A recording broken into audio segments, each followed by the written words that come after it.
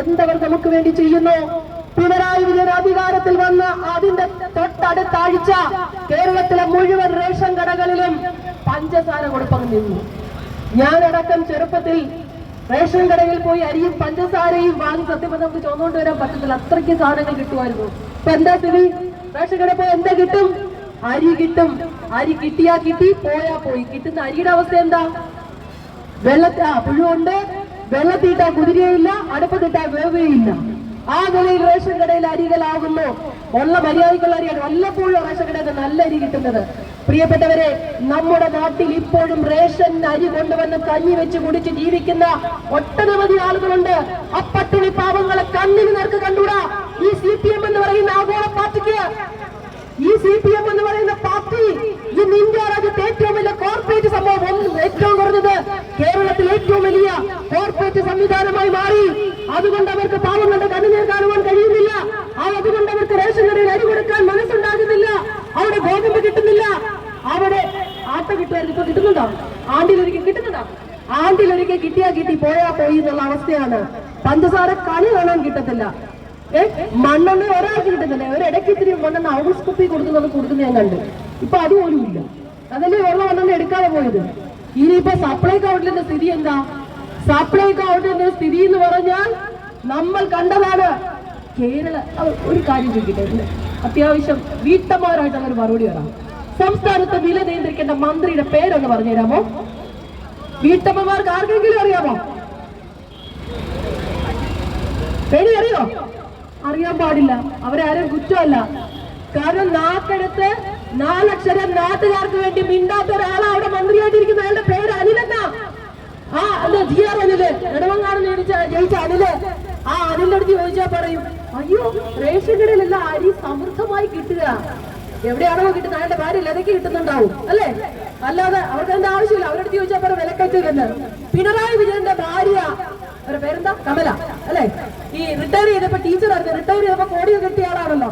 കേരളത്തിൽ എല്ലാവർക്കും ഒരു 10 ലക്ഷം, മാക്സിമം 15 ലക്ഷം കിട്ടും. പക്ഷെ കമലയ്ക്ക് കിട്ടുന്നത് കോടികളാ. അതുകൊണ്ടൊന്ന് മോള് എക്സാലോജിക്ക് എക്സാലോജി കമ്പനി തുടങ്ങി. നമ്മുടെ നാട്ടിൽ റിട്ടയർ ചെയ്ത അത്യാവശ്യം ഒരു കുട്ടിയെ കിട്ടിക്കാൻ പോലും പൈസ കഴിയത്തില്ല. അപ്പോഴാണ് ആ കമലയ്ക്ക് കോടികൾ കിട്ടുന്നത്. ഈ കമലയുടെ അടുത്ത് ചോദിച്ചാൽ കമല പറയും, എന്റെ ഭർത്താവ് ഭരിക്കുന്നത് കൊണ്ട് നാടാകെ കല്യാണമാണ്, എന്ന് വെച്ചാൽ ഇഷ്ടം പോലെ സമൃദ്ധമായിരിക്കുകയാണ്. മിസസ് വിജയൻ, നിങ്ങളോട് പറയാൻ ആഗ്രഹിക്കുന്ന കേരളത്തിലെ ഈ സപ്ലൈകോ ഔട്ട്ലെറ്റിൽ നിങ്ങൾ ഒരു ദിവസം ഒന്ന് വിസിറ്റ് നടത്തണം. പട്ടുസാരി എടുത്ത് കോടികളുടെ മെത്തയിൽ കിടന്നുറങ്ങിയാൽ പോരാ. നിങ്ങൾ ഈ നാട്ടിലെ ജനങ്ങളുടെ വേദന അറിയണം. നിങ്ങളുടെ ഭർത്താവ് കേരളത്തിന്റെ മുഖ്യമന്ത്രി ആയതിനു ശേഷം റേഷൻ കടയിൽ ആവശ്യത്തിന് അരി കിട്ടുന്നില്ല, റേഷൻ കടയിൽ നിന്ന് ആട്ടുകൾക്ക് കിട്ടുന്നില്ല, റേഷൻ കടയിൽ പഞ്ചസാരത്തിന്റെ കാല് കിട്ടിയിട്ടില്ല, റേഷൻ കടയിൽ മണ്ണെണ്ണ ഞങ്ങൾക്ക് കിട്ടുന്നില്ല. അതിനെതിരെ ഞങ്ങൾ പറയുമ്പോ കോൺഗ്രസ് നേതൃത്വത്തെ UDF സമരം ചെയ്യുമ്പോ സംസ്ഥാനത്തെ നാട്ടെടുത്ത് 4 ലക്ഷം നാട്ടുകാർക്ക് വേണ്ടി പറയാത്ത ആ മിണ്ടാ പൂച്ചയായ സംസ്ഥാനത്തെ മന്ത്രി, സിവിൽ സപ്ലൈസ് വകുപ്പ് മന്ത്രി അനില് പറയും, ഇവിടെ എല്ലാം ശരിയാ, റേഷൻ കടക്കാർക്ക് കമ്മീഷനും കൊടുക്കുന്നില്ല, അവിടെ നേരാൻ വന്ന അരി വിതരണം ഇല്ലാതായപ്പോ റേഷൻ കടക്കാർക്ക് സമരത്തിനെത്തിയപ്പം ഈ മനുഷ്യൻ വന്ന് പത്രസമ്മേളനം നടത്തി പറയുക, ഇവിടെ റേഷൻ കടകൾ എല്ലാം ചെയ്യുന്നു, ജനങ്ങളുടെ അന്നം മുട്ടിച്ച റേഷൻ കട പിടിച്ചെടുക്കുന്നു. ആരാണ് മിസ്റ്റർ നാട്ടിലെ ജനങ്ങളുടെ അന്നം മുട്ടിക്കുന്നത്? നിങ്ങളല്ലേ? നിങ്ങൾക്ക് ഭരിക്കാൻ കഴിവില്ലാത്തത് കൊണ്ടല്ലേ?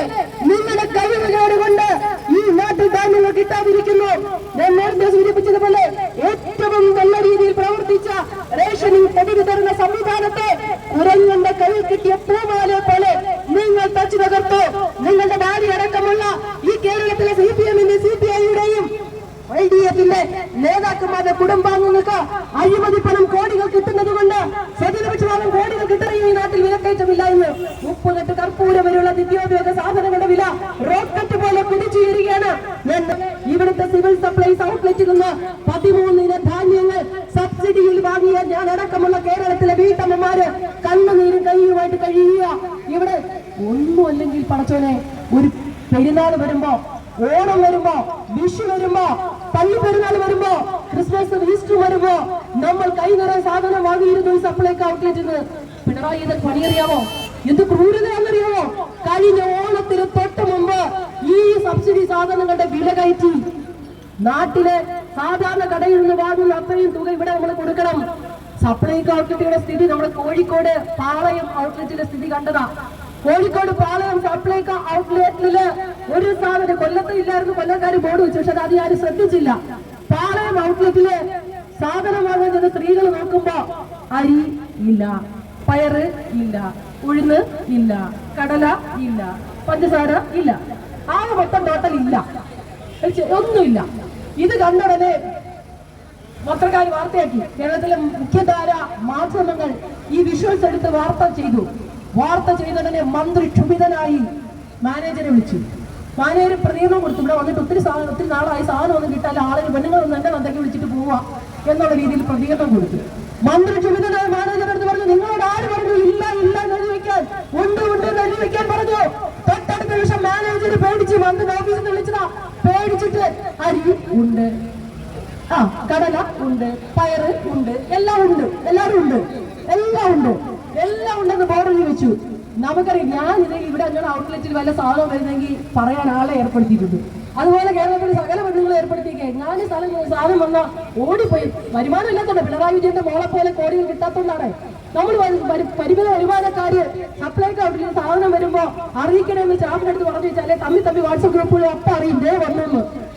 കോഴിക്കോട് പാളയം ഔട്ട്ലെറ്റില് സാധനം വന്നു പറഞ്ഞ പരിസര പ്രദേശത്തുള്ള വീട്ടമ്മ ഒരു പണിയെടുത്തോണ്ട് പണിയും കളഞ്ഞിട്ട് ഓടിച്ച് സഞ്ചി എടുത്തോണ്ട് അവിടെ ചെന്ന് 5 കിലോ അരി 10 കിലോ അരി ഉമ്മൻചാണ്ടി സർക്കാരിന്റെ കാലത്ത് കൊടുത്തോടുന്ന ഇവന്മാര് വന്നത് 5 കിലോ ആക്കി കുറച്ചു. 5 കിലോ അരി വെച്ചിട്ടുണ്ടെ സ്റ്റാഫ് പറയുന്നത് ഇല്ല. പയർ ചോദിച്ചു, ഇല്ല, നേരത്തെ പോലെ തന്നെ തലേന്ന് ഉണ്ടായാലും പോലെ അന്ന് രാവിലെ ഉണ്ടായതുപോലെ തന്നെ ചോദിച്ചതൊന്നും ഇല്ല എന്ന് പറഞ്ഞു. അപ്പൊ ഉടനെ സ്റ്റാഫ് പെണ്ണുങ്ങൾ പറഞ്ഞു അവിടെ ഉണ്ട് എഴുതിയിട്ട്. അപ്പൊ മാനേജർ ക്ലാസിക് ആയിട്ടൊരു മറുപടി പറഞ്ഞു, ബോർഡിലുണ്ട്, കടയിലില്ല.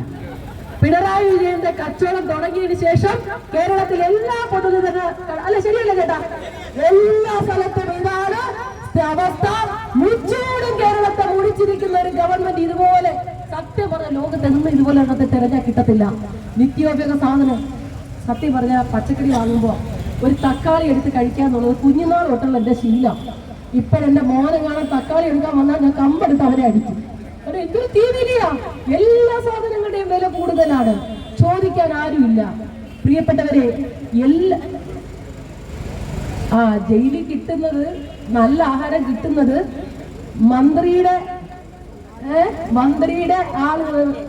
വിശദമായിട്ട് എനിക്കിനി പൊതുയോഗത്തിൽ പറയാൻ പറ്റത്തില്ല, എങ്കിലും പറയാം. നമ്മളൊരു നാട്ടുകാരനും അതിന് പ്രധാനപ്പെട്ട ആളല്ലേ. JDIG സഹായം ചെയ്തു എന്ന് പറഞ്ഞപ്പോ ഞാൻ വിചാരിച്ച ഏതാണ്ട് IPS-കാരാണ്. അവസാനം മനസ്സിലാക്കി നമ്മുടെ നാട്ടുകാരനാ പുള്ളി ഇവിടെ മാന്യനായിട്ടാണ് നിന്നിട്ടുള്ളത് അല്ലേ. വളരെ ഇരുവരല്ലേ ഇത് മാന്യ. നമ്മുടെ കൊല്ലം ജയിൽ, ഞാൻ വക്കീലായി പ്രാക്ടീസ് ചെയ്യുമ്പോൾ പുള്ളി ഇവിടെ കൊല്ലം ജയിലിലെ സൂപ്രണ്ടായിരുന്നു. വളരെ ഞാൻ എന്നും പ്രതിയൊക്കെ ജാമ്യമൊക്കെ ആയിട്ട് എപ്പോഴും ജയിലിൽ പോകുമായിരുന്നു. വളരെ എക്സ്ട്രാ ഡീസൻ്റ് ആണെന്ന് വിചാരിച്ചു. ദൈവമേ, ഈ ഓരോരുത്തരൊക്കെ കാരണവർ വധക്കേസിലെ പ്രതി വേണ്ടി വന്നു, അവരുടെയൊക്കെ തനി നിറം നമുക്കൊക്കെ അറിയാൻ വേണ്ടി. അതെ, അപ്പൊ മന്ത്രിമാർക്ക് താല്പര്യം ഉണ്ടെങ്കിൽ 14 വർഷമായവർക്കും പുറത്തിറങ്ങാം. അതിനിടെ പലതവണ ജയിൽ നിയമങ്ങൾ ചട്ടങ്ങൾ ലംഘിക്കുന്നതാണെങ്കിൽ ഇവിടെ ഇപ്പോ ജയിലിൽ ഭക്ഷണം കിട്ടുമെന്ന് അത് എല്ലാവർക്കും കിട്ടൂല കേട്ടോ.